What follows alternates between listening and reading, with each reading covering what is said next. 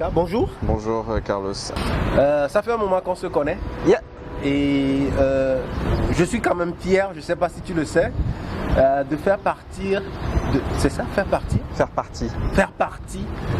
de tes connaissances, hein, parce que tu as quand même créé un truc que beaucoup de personnes ont visité. Je veux parler de Afrique IT News.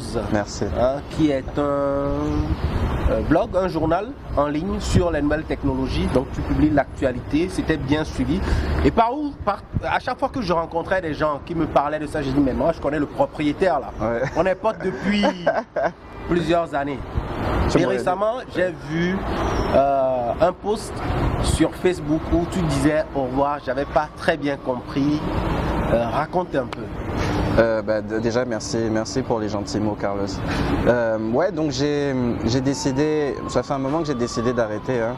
Déjà la plateforme c'était quoi pour ceux qui ne la connaissent pas? Ok, Afrique IT News c'est toujours un site d'information sur les TIC en Afrique francophone au départ.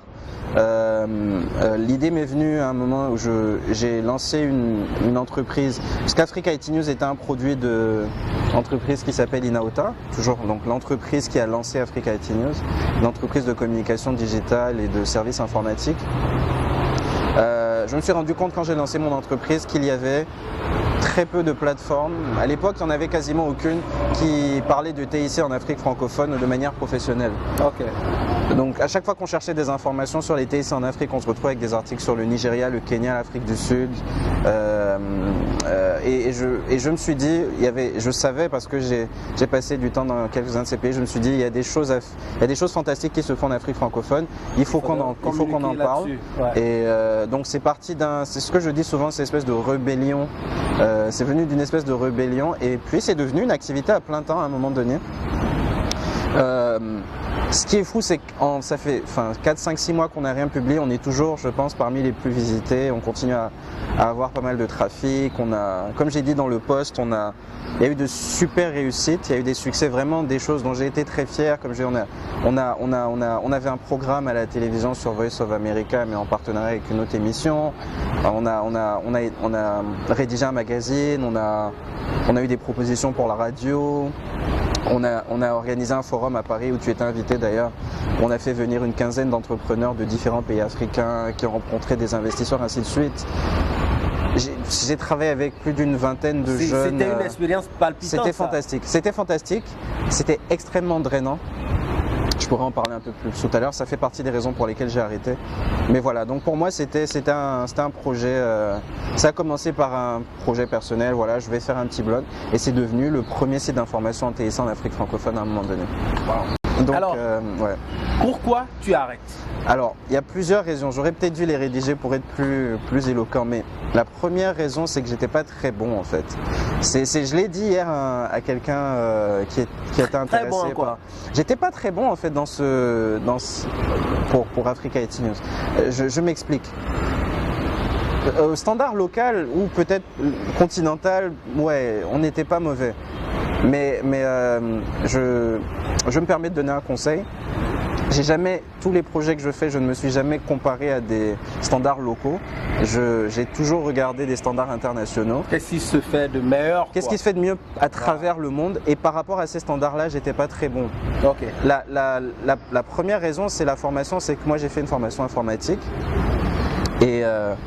Et le journalisme, c'est un métier, quoi. C'est un métier qu'il faut apprendre, c'est un métier qu'il faut respecter, pour lequel j'ai encore plus de respect maintenant que j'ai testé je me suis lancé dans cette initiative. Le bon journaliste, c'est quelqu'un qui a un bon réseau. C'est quelqu'un qui sait où aller chercher l'information à la minute et qui va la publier, qui va savoir vérifier ses sources. Donc moi, il y a une partie du travail que j'ai fait. Alors, on n'a jamais publié d'informations qui n'étaient pas vérifiées. Mais par contre, le travail de réseau que ça demande, pouvoir appeler quelqu'un à la seconde et dire « ouais, j'ai eu telle info », c'est quelque chose qui n'a jamais été très bon. Ce qui fait que je me suis dit quelqu'un qui sait faire ce travail-là, qui est d'abord passionné par le sujet. Je suis passionné par le sujet des TIC, mais je ne suis pas passionné par par le travail de réseau que ça demande. Non, je ne suis pas passionné par cette partie-là. Si j'avais été passionné par cette partie-là, j'aurais été encore meilleur. Pour ceux qui pensent qu'on n'était pas mauvais, ça aurait été encore mieux. Et donc voilà, ça c'est la première raison. La deuxième, c'est que c'est extrêmement drainant et les retours ne sont pas forcément à la hauteur du travail que ça demande. Exactement. C'est-à-dire que quand on a un média et qu'on le prend au sérieux, on a des livrables quotidiens. Donc nous, on avait un rythme de publication au top, on avait des 10-12 articles par jour rédigés nous-mêmes à l'intérieur de... On ne faisait pas comme 99% des sites ici, on faisait du copier-coller, non, on rédigeait notre contenu. Bien sûr, c'était souvent basé sur du contenu à la seconde. Ça fait partie des raisons que je vais te citer tout à l'heure.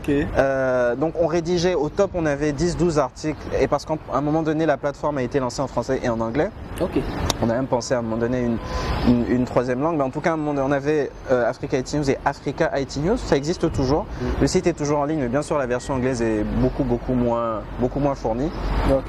Donc il y a des livrables au quotidien et c'est du temps. C'est extrêmement drainant. C'est extrêmement drainant. Et les retours après, il y a des gens il y a des domaines dans lesquels on peut se lancer qui demandent 10% de l'énergie et qui génèrent 2 à 3 fois plus de revenus. Donc ça fait partie des raisons. Au-delà de la passion, il faut vivre. Évidemment, il faut à mon avis utiliser ces ressources de manière judicieuse. Pourquoi dépenser toute cette énergie dans un domaine où c'est bien la passion, parce que si on n'avait pas la passion, Africa IT News n'aurait pas eu 5 ans. On n'aurait pas fait le travail qu'on a fait, on n'aurait pas eu les prix et les recognitions qu'on a eu et tout ça. Donc ça c'est la deuxième raison. Je me suis dit le jeu n'en vaut pas forcément la chandelle. Troisième raison, c'est ce que tu as dit, c'est le cadre légal mérite d'être développé. C'est-à-dire qu'à un moment donné, c'était la rançon de la gloire. C'est-à-dire qu'on publie un article, 2 minutes après, je vais loin, 1 minute après, il est republié par 10 sites internet, et des sites internet qui font peut-être un meilleur travail de référencement parce que certains étaient mieux référencés que nous sur Google, alors que c'est un article qui avait été rédigé chez nous. Donc pour certains articles, c'est pas grave quand c'est une information qui est genre Orange lance un nouveau truc, ça tout le monde le sait. Mais quand on fait un article de profondeur où on a fait des interviews, où on a fait des recherches, et en plus dans le domaine des TSC, il y a des chiffres il faut travailler. Donc dire voilà tel pourcentage de ceci, machin. C'est ingrat en fait. Vous faites ce travail-là, c'est extrêmement et quelqu'un d'autre prend l'information. Il le récupère, il le colle, à la fin quand il est sympa, il te met un petit Africa IT News qui est même pas un lien qui redirige sur ton site. Donc voilà, ça fait partie des raisons aussi. Et il y en a plein, il y a plein de raisons. On sera là jusqu'à demain, mais bon allez. Peut-être la raison l'une des plus importantes, c'est que je me suis juste dit voilà, il est temps de passer à autre chose. Ça, je l'ai fait depuis longtemps parce que j'ai reçu des messages très très gentils, mais la plupart des gens ne savent pas que c'est un produit. Que Africa IT News est un produit d'Inaota. Inaota, on a des clients avec lesquels on travaille, donc c'est pas comme si. Il y a d'autres choses en parallèle. Il y a une vie. J'ai jamais été à 100% sur. Ça va, tu vas bien? Non, super. Continue. C'est pas moi la star, donc ignorer, mais. Ouais. J'ai jamais été à 100% j'ai jamais été à 70% sur Africa IT News. Donc, je me suis dit, écoute, ce projet, tu as fait un travail correct, c'est-à-dire que pour moi, le plus dur dans un média, c'est créer l'identité du média. Et ça existe. Ouais, aujourd'hui on a une identité. Aujourd'hui on a une identité locale, internationale, où quand on publie une information, les gens ils y croient. Et donc je me suis dit voilà, tu as fait ce travail, ne l'abîme pas en laissant mourir le bébé comme ça. Donc peut-être que quelqu'un sera intéressé. Et dès que j'ai publié l'article, j'ai reçu plein de propositions. Ah ouais, plein de gens qui étaient intéressés. Ça m'a fait plaisir. Une autre des raisons est que j'ai participé à un programme il n'y a pas très longtemps avec où j'ai eu le programme Yali, où j'ai eu l'opportunité de rencontrer le Barack Obama. Okay. Et en fait, l'une des grandes leçons de ce programme était pendant 2 mois et quelques, j'étais avec 25 personnes de 19 pays africains. Et c'est tous des entrepreneurs fantastiques. Okay. Et après 2 mois, quand tu discutes avec quelqu'un qui fait une école pour les enfants handicapés, une autre personne qui fait une école pour les personnes qui séropositives, ainsi de suite, tu te dis un média, c'est pas forcément la chose la plus importante pour le continent africain. Et donc je suis revenu en me disant il faut que je fasse quelque chose qui a un impact social plus important. Donc c'est une autre des raisons. Et puis, donc comme je disais tout à l'heure, je pourrais continuer jusqu'à demain, hein, mais voilà, il y a... Ok.